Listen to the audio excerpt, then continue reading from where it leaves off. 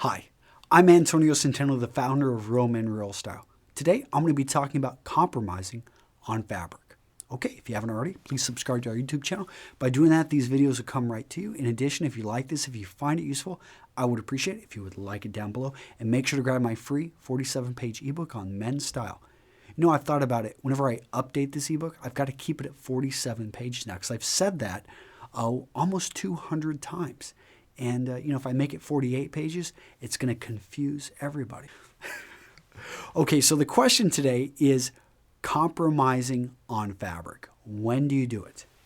I had a gentleman write me, and he's asking, Antonio, my biggest problem is I'm starting from scratch with no money. Even given that budget, bearing in mind the aforementioned sin about fabric, I want to avoid cheap polyester suits. But what about wool polyester blends? For example, 80% wool, 10% polyester. Is this a reasonable compromise on fabric and price? Would this suit be appropriate for an interview? Well, I can't answer the last one because I don't know the color, I don't know your complexion, I don't know what type of an industry you're interviewing in. But I can say that it is okay when you are very short on money, or even if you've got a little bit, but you don't wear a suit very often, or you just want to be more, you just don't need the highest end fabrics. Because fabric is something that can really ratchet up the price of a suit. You can find a custom suit maker, and for his labor, he will charge, let's say, $500 to $1,000 to make a suit. But the price of that suit is going to go up quite a bit depending on if you use from a no-name factory out of China or if you're using something, let's say, from Holland and Sherry. So we can be talking, and that can have a huge effect on price. And you're not necessarily going to see much of a difference. Although, let me take that back. You will see a big difference between the two I described, something from Holland and Sherry versus something, that's a 50-50 blend coming out of China. But once you get into the higher ends, the difference between a $5,000 suit and an $8,000 suit, you are splitting hairs. What you're going after here, and what the higher end fabrics, it's about scarcity. It's about the fact that there is only so much, Super 180 or Super 200 of this fabric even being made. So they set a price on it to kind of exclude.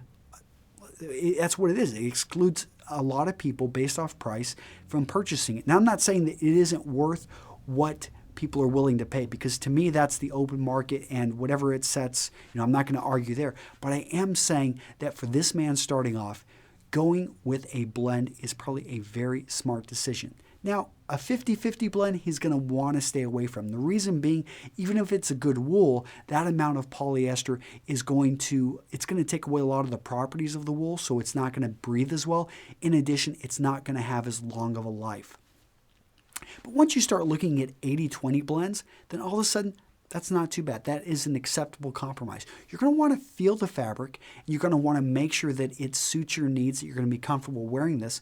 But this may be a great suit and a great deal, because that's one of the reasons brands and companies introduce blends, is so that they can lower the price, that they can have a suit that for men who money is a huge barrier, they can get in there and get that suit.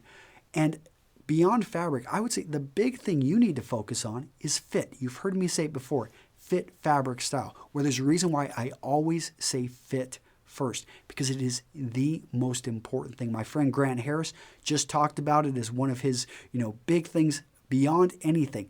Fit, fit, fit. Now let's get back to fabric. That's what your question was about.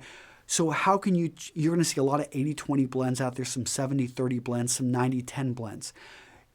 Price will help you determine what is good, but you also want to look for a brand. So realize that if it's something coming from a company like Zegna, that even if it is an 80-20 blend, it's probably going to be better than an off-the-rack suit that you're going to see over at Dillard's.